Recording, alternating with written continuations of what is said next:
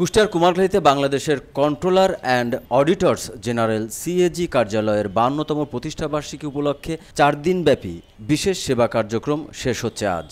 আপনার পেনশন আমাদের টেনশন এই প্রতিপাদককে সামনে রেখে গত সোমবার 12ই মে দেশের সকল উপজেলায় হিসাবরক্ষণ অফিসে এ সেবার আয়োজন করেন।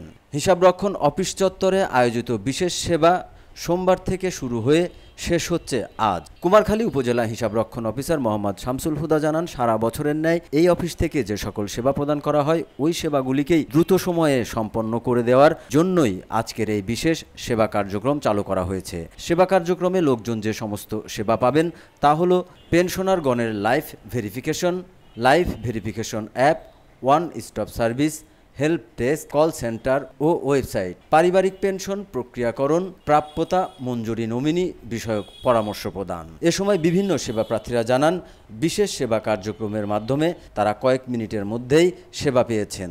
এতে তারা উপজেলা হিসাবরক্ষণ অফিসের কর্মকর্তা সহ অফিসের সংশ্লিষ্ট সকলের প্রতি সন্তুষ্টি প্রকাশ করেন।